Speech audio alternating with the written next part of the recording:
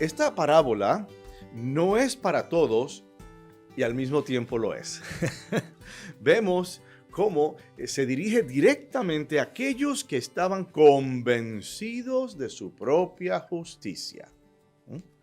Y rechazaron a todos los demás porque no vivían según sus estándares. Los protagonistas son un fariseo y un recaudador de impuestos. Y ambos entran al templo para rezar y adoptar sus lugares habituales de acuerdo con su papel en la sociedad y la cultura. El cobrador de impuestos tenía muy mala fama, porque la gran mayoría, muchos de ellos, robaban, cobraban de más. Entonces era como que una explosión a su propia gente en nombre del Imperio Romano. Luego entonces la gran mayoría, pues, adoptaban eso y no eran bien recibidos. Y se les llamaba pecadores públicos, como quien dice, yo sé lo que estás haciendo. Los señalaban, este es un cobrador de impuestos. Y los fariseos eran hombres, muchos de ellos con medios para poder tener tiempo de estudiar. Y de estudiar la ley religiosa, el Torah, y de poder hacer interpretaciones. Interpretaciones que a la luz del concepto de Dios tocaban todos los aspectos de la vida. Eran maestros de la ley, eran doctores de la ley. Y claro, pues tienes un hombre educado, un hombre líder, un hombre inteligente, pues claro, a ocupar los primeros lugares. Y tienes un pecador acá público, o por lo menos le achacan eso, y pues atrás, o sea, en la parte de atrás para no llamar la atención. El fariseo, como líder de la comunidad, va al frente, como se puede esperar en la mayoría de las comunidades de fe. Fíjate que hay personas en esas comunidades, los líderes, muchos de ellos se sientan al frente, ¿verdad? Porque tienen que ir a leer, porque tienen que ser ministros de la comunión, o simplemente porque es su tradición de sentarse enfrente, muchos de ellos. Entonces, o sea que no ha cambiado mucho de esto. Ahora, el recaudador de impuestos, conocido por la comunidad, por la naturaleza de su trabajo, permanece de pie en la parte de atrás. Avanzar hacia el frente hubiera sido una fuente de escándalo para la comunidad y él sabía eso. Y los siguientes detalles pueden ser intrascendentes e irrelevantes para algunos y de poca importancia, pero el asunto aquí es la actitud con la cual cada uno de ellos se acerca a lo divino en su oración. Y tenemos el fariseo de nuestra parábola, que es un hombre generoso y de buena vida, según lo que él dice, y la esencia de la respetabilidad judía. Y de pie en oración, como era costumbre en ese tiempo, hace un inventario de cómo ha mantenido las reglas de su religión, como el ayunar, dar limosna y adorar a Dios. Y su piedad es sobresaliente y su registro religioso es inmaculado.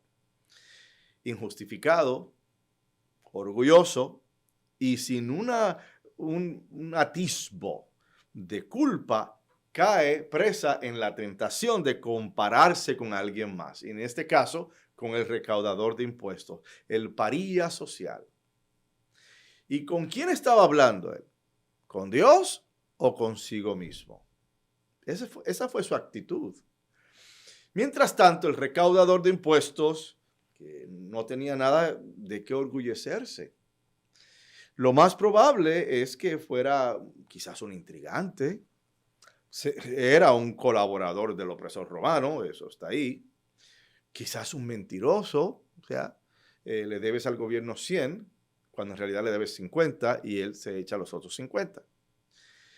Un ser humano corrupto y en última instancia considerado un pecador público. La pena aquí es que ya sea que fuera un pecador público que estaba haciendo esas cosas, o ya sea que a lo mejor no las estaba haciendo, aún así tenía esa etiqueta, tenía esa manera, esa identificación. Pero él se da la media vuelta y consciente de su mal, consciente de su naturaleza y comportamiento, confiesa su culpa, su pecaminosidad y le pide a Dios misericordia. No tenía nada que ofrecerle a Dios. Mira cómo dentro del vacío se está haciendo una declaración muy grande, porque el fariseo estaba lleno de todo, tú sabes, hasta de sí mismo. Pero este hombre no tenía nada, y así lo admite. No tenía nada que ofrecerle a Dios excepto el dolor por sus faltas y fallas. Y su oración fue dirigida a Dios. Y fue su humilde oración la que tocó seguramente el corazón de Dios y ganó aceptación. Hay una historia sobre un señor que cantaba en un coro de una iglesia, pero tenía una voz horrible, terrible, pobre viejito. Aquello cantaba y todo el mundo se tapaba los oídos así. Y los demás miembros del coro, pues algunos cantaban en la lírica y en la sinfónica, que sí, que eran unas voces celestiales. Y lo menospreciaban. En una ocasión, pues en su oración, ese señor se va a rezar llorando y le dice a Dios, Diosito, Diosito, qué pena, mírame a mí, tratando de alabarte, pero mi voz no es buena y los demás se mortifican. Y de momento escucha una voz que le dice, ¿qué coro? No, Diosito, el coro, cantamos en la misa de 12. Diosito, sí, mira, que es una pena porque mi voz no da para más. Y en la segunda ocasión la voz le dice, ¿qué coro? Y el Señor dice, ay Diosito, yo creo que ya estás viejito porque no estás escuchándome. Mira, el coro de las 12 que cantan precioso, yo soy el que echa a perder todo. Y finalmente la voz le dice, ¿cuál coro? Si al único que yo escucho cantándome con amor eres tú. Y ahí está la intención. Este pasaje de las Escrituras no necesita explicación.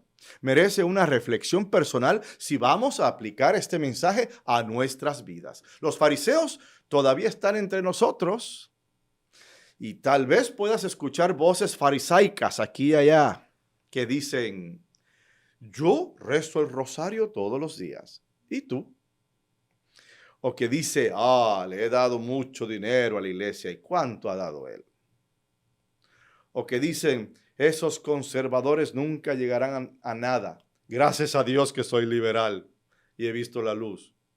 Y al revés es igual. Esos liberales lo que causan es caos y lo que traen es perdición y desorden. Gracias a Dios que soy conservador.